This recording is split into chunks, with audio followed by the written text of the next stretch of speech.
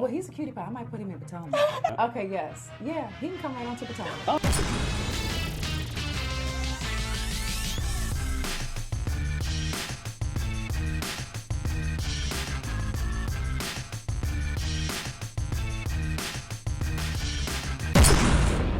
Now Tyra Banks is doing some backpedalization. You know what I'm saying? And I just feel like, I don't know what to believe about this story, but we'll talk about it in just 1 second. We got some Real Housewives of Atlanta and New York tea, and then we got to get into this whole situation with GIZELLE Bryant and Jamal Bryant taking their relationship to the next level.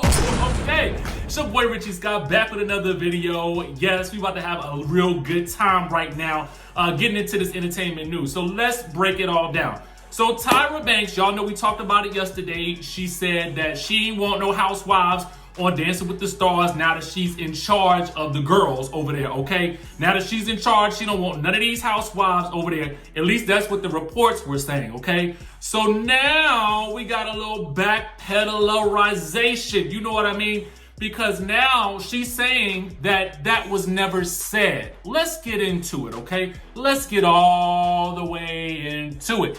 Now, we talked about yesterday how Tyra Banks had allegedly made this statement to someone and some source came out with it. Then Bethany Frankel fired back at her, then deleted that tweet, okay? So now, here's the thing that we have coming from Tyra Banks's public relations person, okay?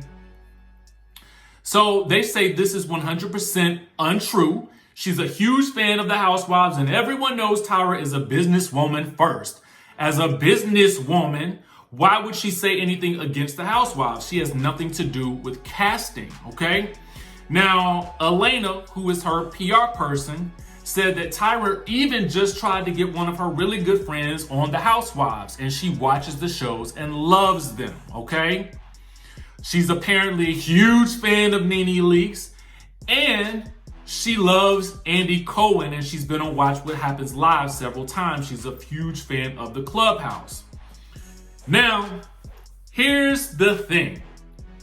It's either one of two situations. Tyra, now either you're backpedaling. Option one is you're backpedaling because, you know, once Bethany Frankel had to get up in that ASS, you know what I'm saying? And once the people started dragging you, now all of a sudden you love Housewives. Now all of a sudden you love them. Now all of a sudden they got to be there to boogie on the dance floor. Okay, or option two, someone in the camp from ABC or Dancing with the Stars put out this story because they don't like you, okay? Something is going on in this situation. I don't know what it is. Reports are coming out that she's being a diva behind the scenes. So this could be also another way to continue to smear her name, okay? I don't know which one it is. Let me know in the comment section which option you think it is. Option A, she's doing that backpedaling, backpedaling, or they just don't like the girl, okay? Let me know which one it is in the comment section below, what you think, okay? Now, we got to talk about this Real Housewives of Atlanta tea that's circulating around. Y'all get yourselves ready. Y'all get happy. Y'all get excited because it looks like we could be getting Strippergate, okay, sooner than we thought, okay? Now, what I'm being told is, and what the sources are saying is that we could be getting new episodes of Real Housewives of Atlanta as soon as December. Now, y'all know December is right around the corner. We almost in November right now. So that's really, really close. And the word on the curb is that we could be getting a trailer as soon as next week. Now, the ladies did apparently film for a Halloween party. You can see some costumes when you go on their Instagrams and all that good stuff like that.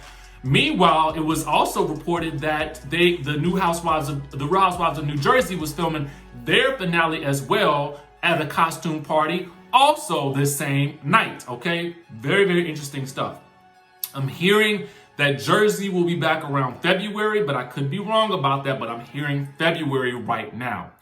Now, let's move on to Real Housewives of New York, okay? Because a report just came out that they had been shut down apparently sometime this month because, or maybe even September, but it was sometime this month, I think, because one of the cast members had been caught the Rona, okay? So they had to shut down production for like 2 weeks, I'm told. Okay, this is what we're seeing on the interwebs. Okay, we're also hearing that Leah is going to be back to feuding with Ramona. We're also hearing that Luann is desperately trying to cling to that good Ebony K. Williams, who is the newest cast member on the show and the first black woman to be cast on the show as well, because she is desperate for a storyline, allegedly. Okay, who knows whether or not all that stuff is true, but I'm glad the cast is able to get back to filming. Now I want to move on to Miss GIZELLE Bryant and that good Pastor Jamal Bryant taking their relationship to the next level. I don't know if you guys have seen this preview. I've been meaning to talk about this all week long, but we just haven't had a chance because so much other news has been breaking off, okay? So I've been pushing this back and pushing this back and pushing this back, but let's talk about it right now. Okay, so the clip goes like this. Gizelle's driving in the tiny car. Her and the pastor are driving in the tiny car. They driving down the road. Okay, and then this is how it goes, all right? So she says, we've been doing this long distance for a minute. I feel good about it. Okay, I'm lying. I don't feel good about it. I have moments when I'm not feeling good about it. You know, you're in another city. There are moments when I'm like, it's kind of tough. You know what I mean? And so GIZELLE explains in her confessional that helping Juan plan out his proposal to Robin makes her think about her own relationship. She says, going ring shopping with Juan, I'm happy for Robin, but it makes me realize that I can't have right now. And I'm thinking to myself, well, why can't you have it, girl? I mean, you going back to the man and all that good stuff after he done cheated on you. You might as well finish the deal. Anyway, GIZELLE continues to, and she's talking to Jamal again. She says, I'm missing you. But in all seriousness, Jamal, I feel like I'm the only other option. The only other option we have is to not continue down this road. But for me, that is not an option. I think I'm the only one feeling this way. Okay. And then Jamal, who is not driving for whatever reason, responds in his preacher voice. Your battle cry was that you needed to protect your space. And your priority was safeguarding your individuality. That was your singular priority, was that you didn't want to lose. And then GIZELLE finishes his sentence, myself and me and you, okay? So she's saying that she didn't want to lose herself in the relationship. And then Jamal answers, yes. And then he adds, so I have been intentional not to infringe on that. GIZELLE then says that she no longer feels that way. She says, okay, I appreciate that, but I want you to know there is no independence or individuality with me anymore in my mind. I feel like no matter what, we're together, okay? And then they do the Will and Jada fist bump, okay? And GIZELLE asks if she's the only one who's been feeling this way. And Jamal says, no, I'm here. I've been waiting on you. Okay? Now, I know that I was reading in a dramatic fashion, but I felt like I had to give it to you in the way in which it was delivered on the screen. Now, watching this is just kind of odd to me because, you know, I just feel like I'm trying to watch the two of these people with the idea that I am going to believe this storyline is really happening, okay? I am going to choose to look at this situation as if I don't believe the rumors to be true, that these two are acting for television clout, okay? I'm trying my hardest now. I'm trying my hardest.